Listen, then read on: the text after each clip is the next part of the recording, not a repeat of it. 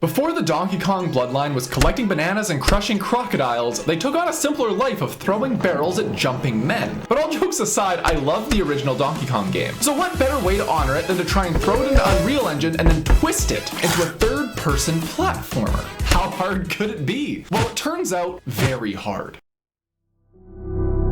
Looking at the first level, there are a lot of different things that we're going to need to implement if we're going to recreate this faithfully. So let's dive in and start coding. First, we need to give our character the ability to jump, and I mean a good feeling jump. In the arcade version, Jumpman really can jump, but once he's up there, there's no really changing where he goes. So we're going to make some creative adjustments and just make a really large leap and see how that feels. Okay, maybe we don't need super Olympian athletes climbing our construction sites. That might be a little aggressive. Let's tone that down a bit. Okay, no, this is feeling better. I can picture barrels eating our dust already. And honestly, we're gonna need to tune that again later once we have more pieces fit into this puzzle. So let's just leave it for now and move on. The other essential piece of this is probably going to be the ladder. Look at how many ladders there are here. So let's pretend this slab is a ladder for now. Code up some magic and see if we can climb.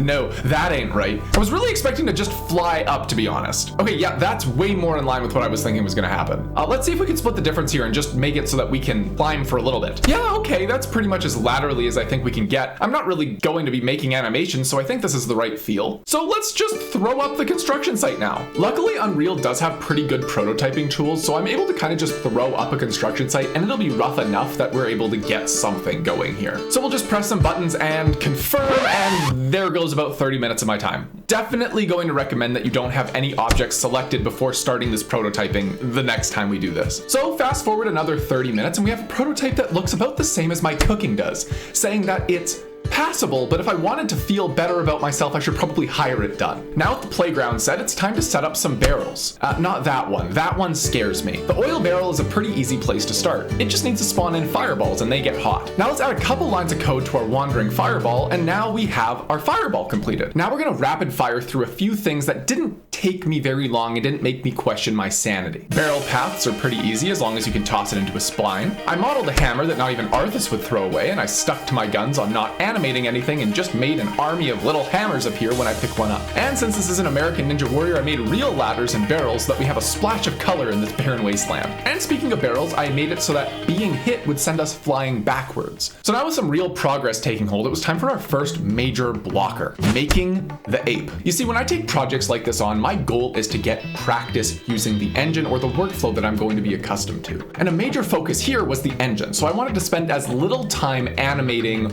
or creating models as I could. I wanted some basic practice, but not all the practice. Luckily, there was a giant monstrosity being given away on the Epic Games Store that I could use for my nefarious ends. So I downloaded it, threw it in, and struggled for a couple hours trying to place this damn drill piece in before I learned what parent sockets were. But hey, look at how ominous this thing is. And it still took me less time than if I was to try and do it myself, so I'll call that a win. There's really only one problem here. It doesn't have a throwing animation, and I kinda want there to be a throwing animation. There's something special about seeing the ape throw the barrel that then comes and chases after you. So I scanned through the Epic Games Store for a bit and it was clear what needed to be done. So I ripped the little menace out of Unreal Engine and into Blender and scraped together enough courage and keyframes to get something that looks like tossing a garbage bag into the trash. But hey, it's passable enough if you close both eyes and get a couple kilometers of distance, so we're gonna go and throw that under good enough. So all we really have left to do now is to make a character that's gonna represent us in the world, and then we need to make some sort of scoring system that's going to track our progress. And since I'm a little scared of both of those things, I spent 2 hours making the barrels work properly and adding color to make myself feel better. And honestly, it did. The dopamine hit carried me far enough that I was able to power through and create the same scoring system 3 times since Unreal Engine kept crashing.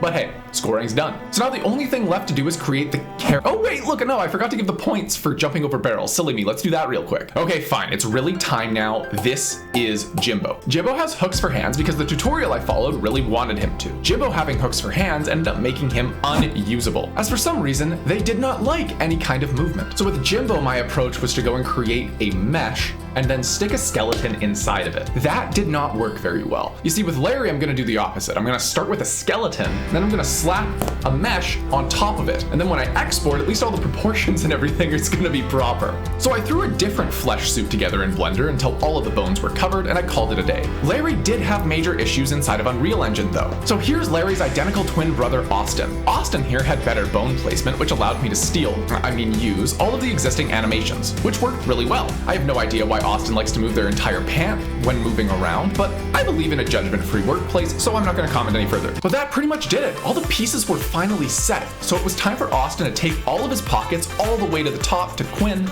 to conquer this mean machine. So of course, I got hit immediately, but Austin is no quitter. And despite several setbacks and calls for those still watching to subscribe to this channel, eventually Austin did climb up the entire site, stared evil in the face, and collected his meager bonus. And that is how I created the Donkey Kong arcade game inside of Unreal Engine. Share this video with someone who needs to see the rougher edges in the world of game development, and I will see you next time.